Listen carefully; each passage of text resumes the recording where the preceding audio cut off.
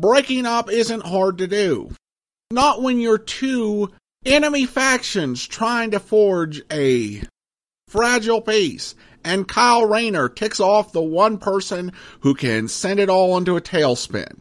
We'll tell you all about it next as we look at Hal Jordan and the Green Lantern Corps, Volume 4, Fractures.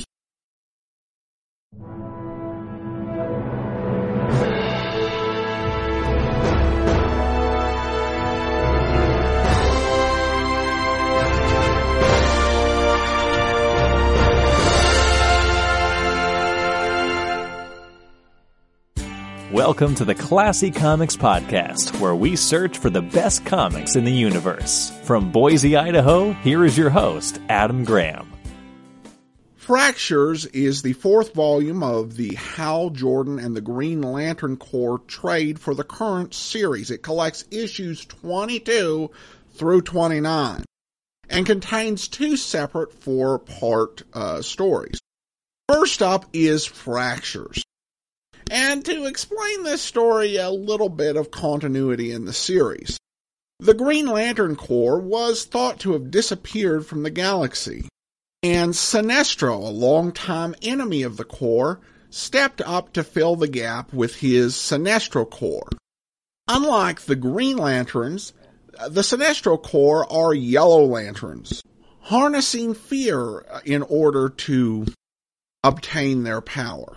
Joining Sinestro was his daughter, Soranik, former Green Lantern. However, when Hal Jordan exposed that her father was really behind the disappearance of the Lanterns and that he was masterminding yet another really evil plan in his long history of really evil plans, Soranik, shocked that her father would have a really evil plan, turned on him and joined forces with Hal in order to thwart Sinestro. Many members of the Sinestro Corps survived, and she proposed banding them into a force for good and joining forces with the Green Lanterns. The Lanterns, while not eliminated from the galaxy, had their numbers dwindle, and so John Stewart, the leader of the Lanterns, was open to this alliance, and it appears to be making some progress. As in the last volume, the two toughest, meanest members of each corps, Guy Gardner of the Green Lanterns and Arquilo of the Sinestro Corps, forged a friendship and partnership, and many were starting to work together. That leads to Sorko coming to try and break up the harmony of the two corps. Sorko was killed at the end of Volume 3, and shortly after that, Kyle Rayner discovered that Sorko was his son, with Soranik, who he's had a romantic interest in. And that is our story up until Volume 4. You know that this was probably going to happen with a division between the two corps. After all, the Yellow Lanterns kept the name Sinestro Corps. It would be like a branch of the Hitler Youth wanting to join with an international youth club after World War II and saying, we realize Hitler was totally wrong, but we want to join with you and keep together as a group. Well, okay, you can do that. Great. And we want to remain being called the Hitler Youth. Wait, what?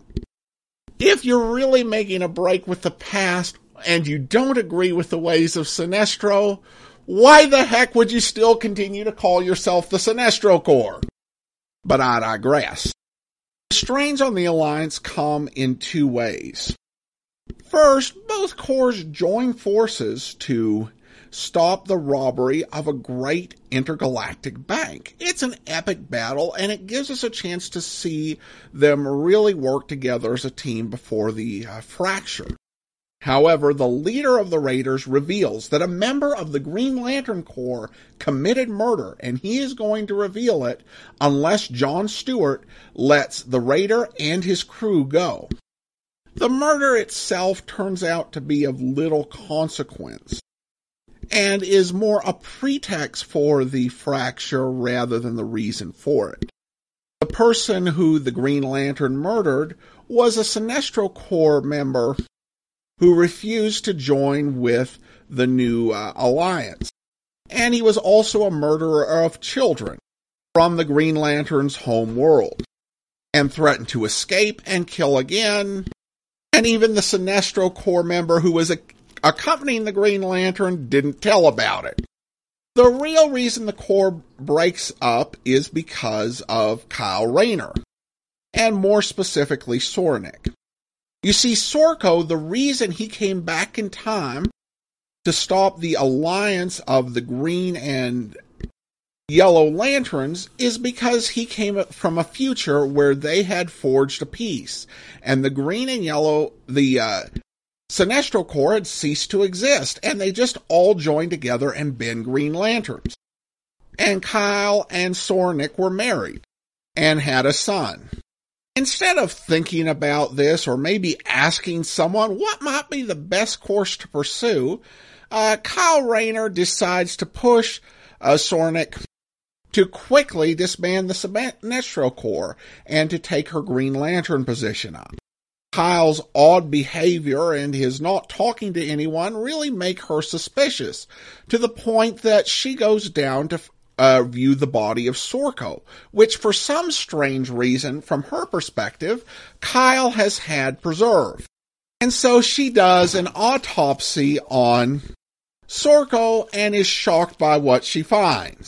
She's furious that Kyle Rayner lied to her and confronts him in epic fashion, and of course, her response of this is to turn full megalomaniac and take the name of Sinestro. I am actually a little bit disappointed, well, maybe even more than a little bit disappointed in the turn. I've only been reading this series for the last 4 volumes, but I really like Soranik as a character.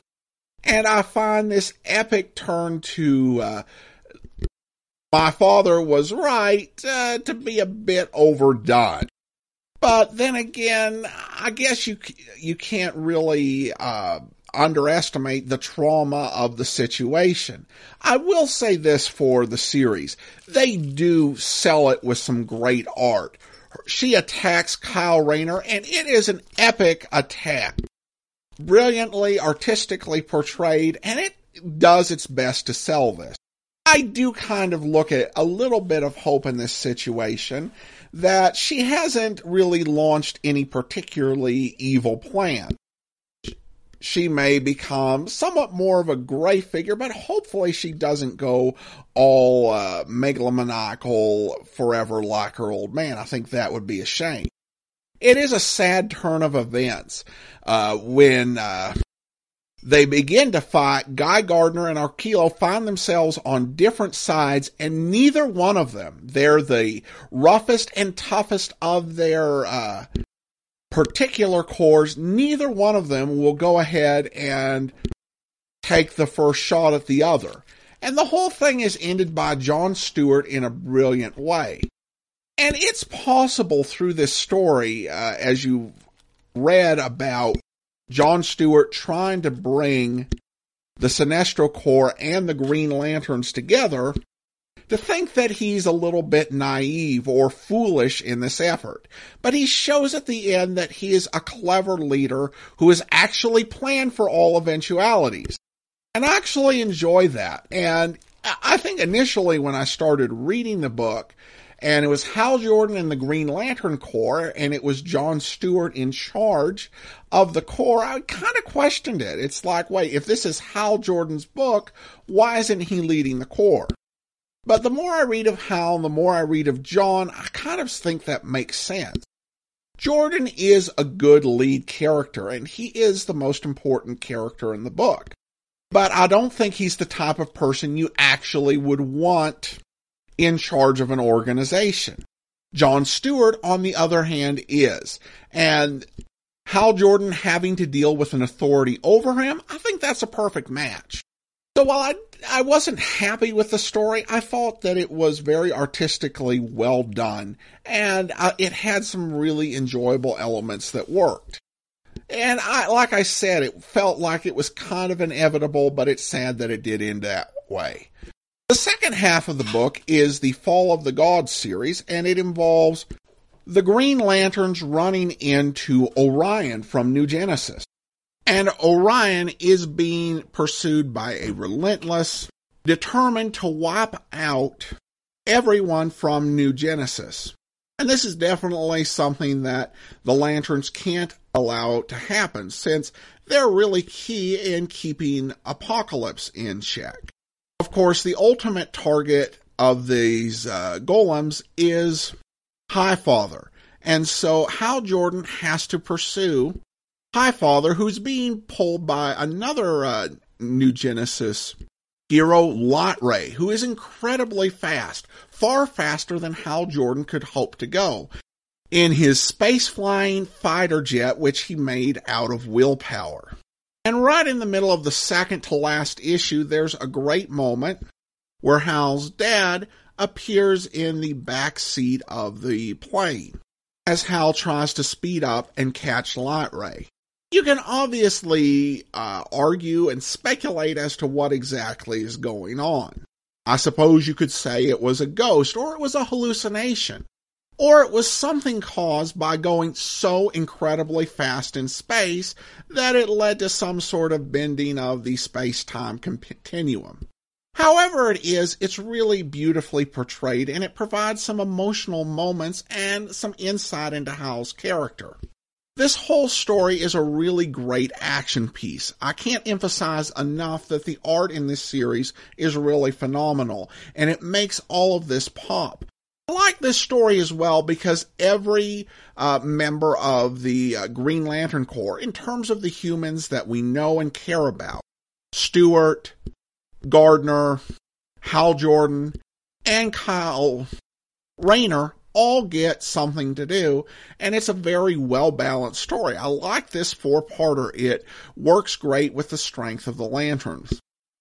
Overall, while I didn't like some of the plot points in this book, and there are a couple of moments I'm a little dubious about, I still enjoyed it, and the art really does sell the book and make it worth reading. It's great space opera fun, and I gladly give it a rating of classy. All right, well, we turn now to listener comments and feedback. Dave comments regarding our review of The War of Jokes and Riddles. I just recently started listening to this podcast based on my enjoyment of your old-time radio Superman show podcast, and I'm enjoying it so far. I personally am more a DC guy than a Marvel guy, but I like both. On the strength of this episode, I've requested from my local library system a copy of The War in Jokes and Riddles, which I had not read before, so I thank you for letting me know about a story I will probably enjoy. Stay classy. Thanks so much, Dave, and you can also email us, classycomicsguy@gmail.com. Follow us on Twitter at classycomicsguy.